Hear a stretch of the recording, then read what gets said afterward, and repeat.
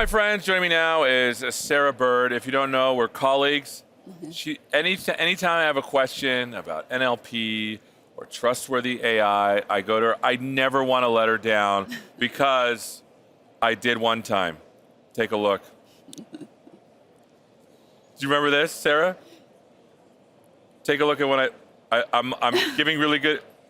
The one time I let you down. That was a very fun experience. And and they don't know this, but every time I have a question, I always come out, hey, who should I go talk about this? Let's talk about trustworthy AI first. What is it? How is it different than responsible AI? What do you say? Yeah, you know, one of the things we've found with AI transformation is it really takes everybody in an organization, and you need to break down silos. And one of the things we found is, well, the term responsible AI resonates with the AI community. You know, there's a lot of mature disciplines in security, privacy, legal, who didn't see themselves in responsible AI. But trustworthy AI, we can all agree, is the outcome we want. Everybody wants an AI system that's trustworthy, and we know that security has a role to play there, and privacy has a role to play, and responsible AI has a role to play. And so we really wanted to reset it so that everybody would work well together. I love the idea of trustworthy AI being a moniker for including everyone, number one, but more importantly, the outcome. What do you think it means to have trustworthy AI, and how do each of the areas sort of fit in? Yeah, so we have three parts of trustworthy AI: privacy, security, and safety. And so those are, of course, you know, the goals that we want to be achieving in any system. And I think, you know, for a system to be worthy of our trust, we need to be able to control it.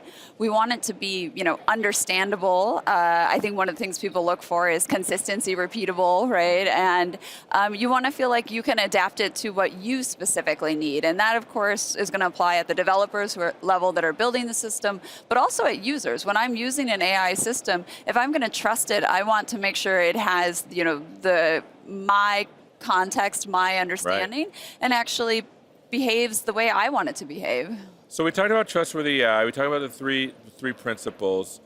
How do people do that? Like, how does it done? Like, 'cause it feels like it's kind of amorphous. Trustworthy, like, am I trustworthy? Well, how do you measure that? Tell us about how we're helping people do that.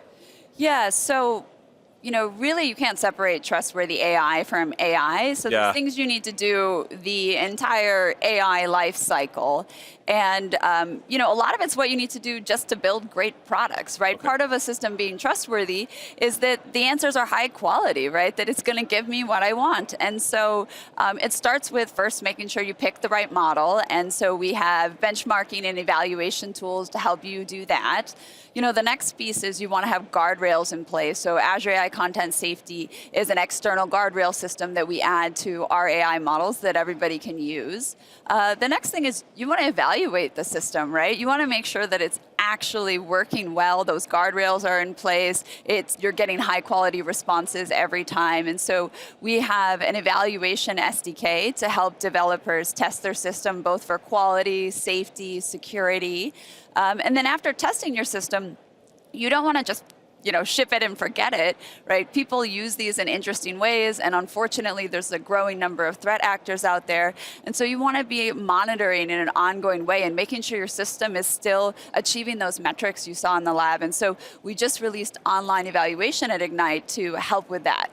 And that's cool because everything you said is development, but with a tiny shift in thinking. And so that's why I love Trustworthy AI and coming together. So what are some announcements? You mentioned some of the things, but what specifically do we announce at Ignite to bring this together? You mentioned some of them, but maybe we can hit them a little harder. Yeah, you know, one of the things, as I said, is so important is evaluation. And so we GA'd our evaluation SDK, we released online evaluation, and we also announced multimodal evaluation, so you can actually evaluate image workloads. So we're pretty excited about that.